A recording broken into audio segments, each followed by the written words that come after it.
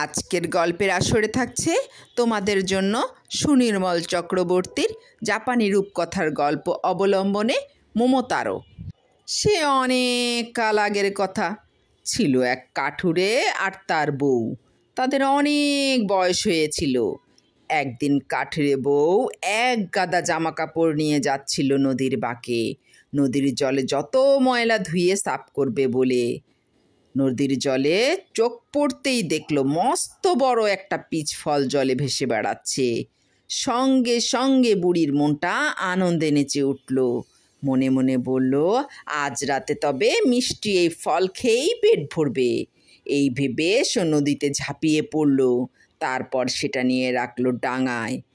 জামা কাপড় ধুয়ে পিচ ফলটাকে কাঁধে চাপিয়ে সে এলো বাড়িতে।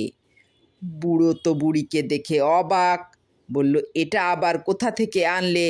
বুড়ি বুড়োকে বলল, এটা নদীতে ভেসে যাচ্ছিল, নদীতে ঝাঁপিয়ে পড়ে তবেই নিয়ে এসেছি। বুড়ো বলল, বাহ, আজ রাতে তবে ফল খেয়েই থাকতে পারবো। সন্ধে হলো, রাত হলো, এবারে খাওয়া দাওয়ার পালা। খাওয়া বলতে আজ সারাদিনে আর কিছুই তো ভাগ্যে জোটেনি, এই ফলটুকু ছাড়া। একটা ধারালো ছুরি দিয়ে ফলটাকে কাটা হলো। ফলটাকে কাটতেই দুজনে অবাক। এই যে বিশ্বাসই করা যায় না, একটা ছোট্ট ছেলে, খুবই ছোট্ট, ফলের মধ্যে কেমন ঘুমিয়ে আছে। বুড়োর মুখে কথা নেই, বুড়ির মুখে কথা নেই। কিছুক্ষণ পর বুড়ো বলল, ছেলেটাকে ভাবছি ডাকবো মোমোতারো বলে। বুড়ি বলল, বেশ ভালো নাম রেখেছ, আমরা ওকে কোলে পিঠে মানুষ করব।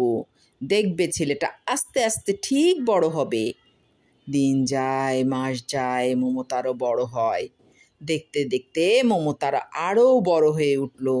একদিন গম্ভীর গলায় সে তার বাবা মাকে বলল, আমি এখন অগ্রুদ্বীপে যাব, আমার জন্য কিছু গরম গরম পিঠে বানিয়ে দেবে কি? মা বাবা তো ভেবেই অস্থির। বলল, সেখানে গিয়ে তুই কি করবি? মোমোতারো বলল, শুনেছি সেখানে এক রাজা আছে, একবার রাজার কাছে যেতে দাও, আমি জানি সেখানে গেলেই আমাদের ভাগ্য খুলবে। মা বাবা আর কি বলেন, শুধু যাবার সময় পই পই করে বললেন, ঠিক মতো রাস্তা দেখে চলবি, রাস্তায় যাকে পাবি মিষ্টি করে কথা বলবি, সে যদি খেতে চায় খেতে দিবি, ভালো ব্যবহার করবি, কাউকে দুঃখ দিবি না, কারো সঙ্গে বেইমানি করবি না, কখনো মিথ্যে বলবি না। মোমোতারো মাথা নাড়িয়ে নাড়িয়ে সব কথা শুনল। তারপর কাঁধে পিঠের ব্যাগ ঝুলিয়ে রাস্তার দিকে পা বাড়ালো। কিছু দূর যেতেই দেখা এক বানরের সঙ্গে। কিয়া কিয়া শব্দ করে বানরটা কাছে এসে বলল, মোমোতারো ভাই আমার, কোথায় যাচ্ছ তুমি? মোমোতারো যেতে যেতে বলল, আমি অগ্রুদ্বীপে যাচ্ছি, শুনেছি সেখানে এক রাজা আছে, একবার রাজার কাছে যেতে দাও, আমি জানি সেখানে গেলেই আমাদের ভাগ্য খুলবে। জানো তো, এত দূর যাব বলে আমার মা আমার জন্য গরম গরম পিঠে বানিয়ে দিয়েছে। বানরটা বলল, যদি তুমি আমাকে একটা পিঠে খেতে দাও, আমি তোমার সঙ্গে যেতে পারি। মোমোতারো আর কি করে, সঙ্গে সঙ্গে তাকে একটি পিঠে খেতে দিল। পিঠে খেয়ে বানর এবার মোমোতারোর সঙ্গে হেঁটে চলল। অনেক দূর চলে এসেছে, অমনি দেখা এক ময়ূরের সঙ্গে।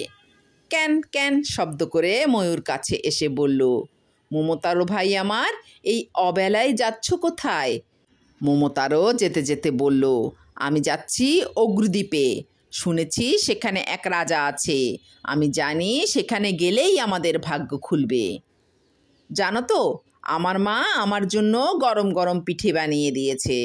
ময়ূর বলল, যদি তুমি আমাকে একটা পিঠে খেতে দাও, আমি তোমার সঙ্গে যেতে পারি। মোমোতারো বলল, এটা আর বলতে, এই নাও পিঠে, এক্ষুনি চলে এসো। পিঠে খেয়ে ময়ূর এবারে মোমোতারোর সঙ্গে হেঁটে চলল। এবারে কিছু দূর যেতেই ঘেউ ঘেউ শব্দ করে একটা কুকুর দৌড়ে এলো। বলল, মোমোতারো কোথায় যাচ্ছ শুনি?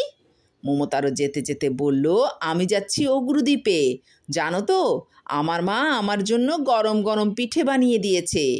কুকুর বলল, যদি তুমি আমাকে একটা পিঠে দাও, তোমার সঙ্গে আমিও যেতে পারি। মোমোতারো বলল, বেশ তো, এই নাও পিঠে, খেতে খেতে চলো। অনেক হাঁটাহাঁটির পর মোমোতারো এলো অগ্রুদ্বীপে। ওর সঙ্গে সঙ্গে এলো বানর, ময়ূর আর সেই কুকুর। হাঁটতে হাঁটতে এসে পৌঁছালো রাজার বাড়ি। অগ্রুদ্বীপের রাজা মমতারোকে দেখে বলল, তোমার নাম কি বাছা? এখানে কেন এসেছো? মমতারো বলল, আমার নাম মমতারো। আমি এসেছি অগ্রুদ্বীপের রাজার কাছে, মানে আপনার কাছে লড়াই করব বলে।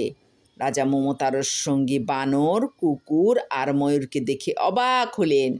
বললেন, আমি বুড়ো হয়েছি, লড়াই করে আর কাজ নেই বাছা। আমার ছেলে পুলে নেই। তুমি খুব বুদ্ধিমান আর শক্তিধর।